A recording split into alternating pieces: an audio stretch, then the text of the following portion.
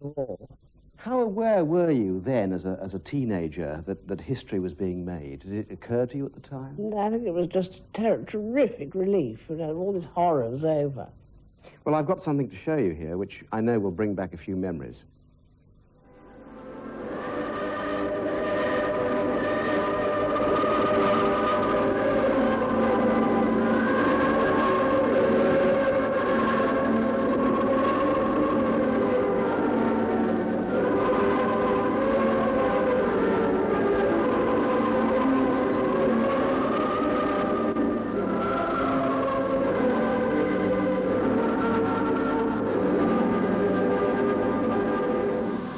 There are the crowds that you referred to. Quite extraordinary. Isn't that extraordinary? And of course, they formed up all during the day, when they're waiting till 3 o'clock until Sir Winston did the broadcast. Hostilities will end officially at 1 minute after midnight tonight, Tuesday, the 8th of May. But They put up the loudspeakers at Buckingham Palace so that the crowd could hear Winston's speech. the German war is therefore at an end.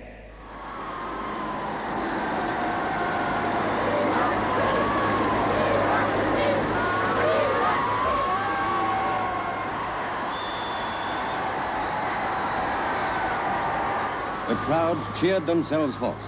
7 times during VE Day, the royal family appeared on the balcony.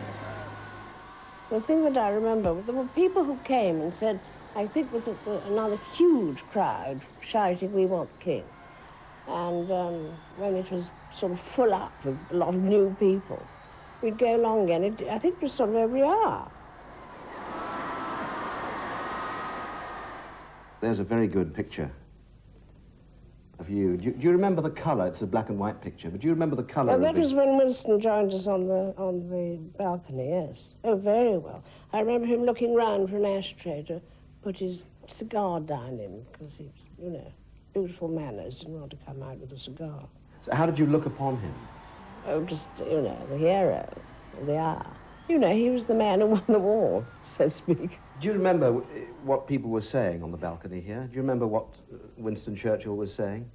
Well, nobody said anything. You couldn't hear I each other? couldn't hear. I mean, the noise was something terrific.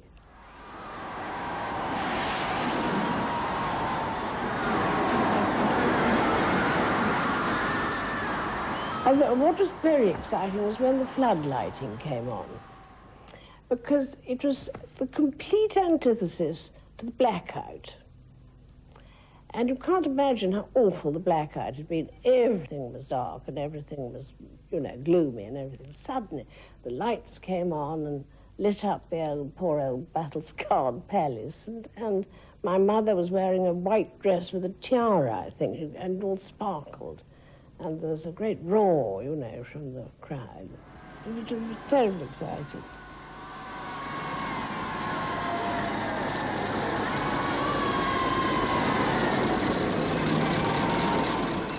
Whose idea was it to actually go out into the crowd?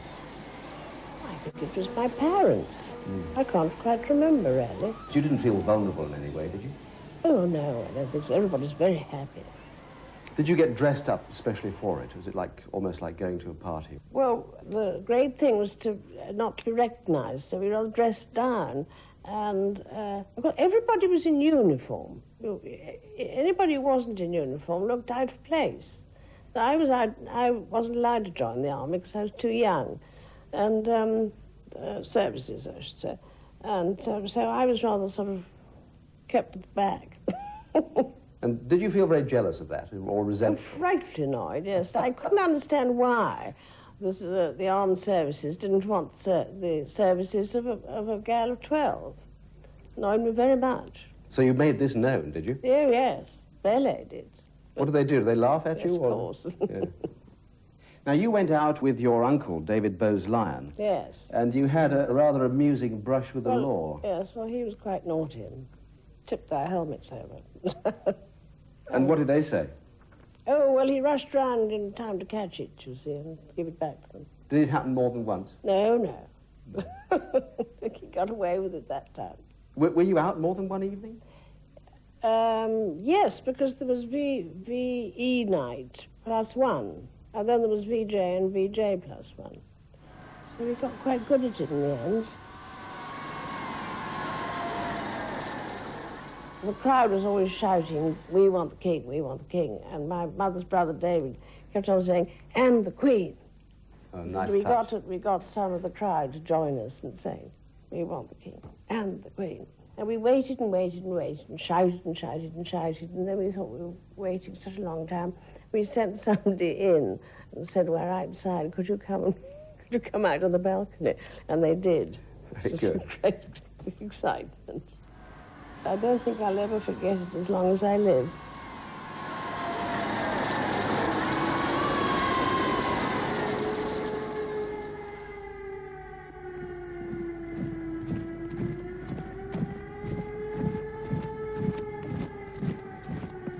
For the second time. The women of Britain stand with the men. Her Majesty the Queen brings a lesson to us all, as leaving her children in Scotland, she returns to London, and we are glad to see her. You're quoted as a child in one book as being outraged that Hitler had interrupted a family holiday. Can you remember that? Your parents had to rush back from Balmoral, Yes. in fact. Do you remember that very vividly? No, but I remember being left there because, of course, they never knew whether the Nazis weren't going to come over and bomb us to pieces at once, you know. So we were left up there. Did you enjoy it up there? Was it- Wonderful, yes. It's a very good excuse to stay up there a bit longer. As is the case with children in so many families these days, the princesses are separated from their parents except for occasional reunions. But just as Mary and Jack Citizen revel in new surroundings somewhere in England, so we find the Princess Elizabeth and her sister Margaret, accompanied by their governesses, enjoying a short trip upriver starting from Bolter's Lock. You were, in fact, 9 years old when the war started, nearly 15 when it ended. Very much formative years. When it was all over, your father actually said, "Poor darlings, they've never actually had any fun." Did it seem like that at the time? No, I don't think so, because they were very good at making it all fun, you know, these wonderful parents of ours. The Queen walks with Mr. Robert Hyde and the King with the camp leader, Captain J.G. Patterson, at the famous holiday camp for industrial workers and public school boys, which this year takes a new name and a new home. It is now the King's Camp. And has moved-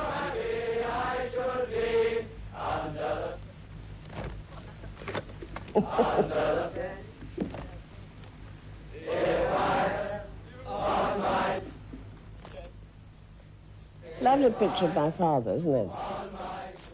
Now, do you remember that day?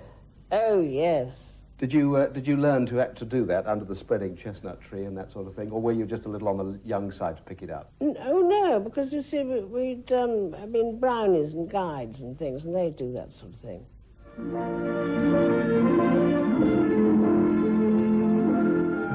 The royal family set off from Sandringham House to inspect the splendid crops being harvested on the King's estate in Norfolk.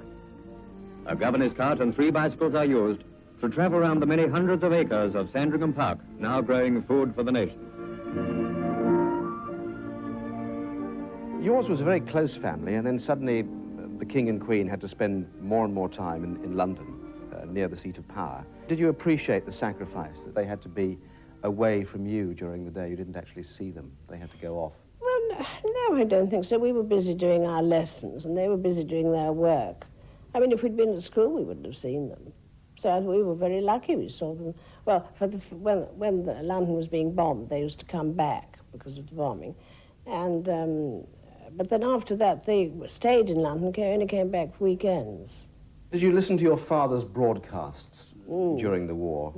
What sort of impact did they have on you as you heard him coming out of the radio? Oh, extraordinary. He was very...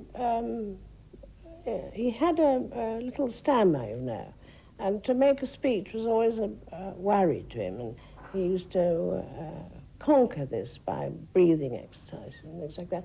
So one felt very much for him all the way through it. And it was a worry when he made a speech, you know. One had vicarious nerves for him. We feel in our hearts that we are fighting against wickedness, and this conviction will give us a strength from day to day to persevere until victory is assured. Your parents, loved by the East Enders, of course. There must have been a family atmosphere there. Yes, they're wonderful people. What were the qualities they were showing at this time?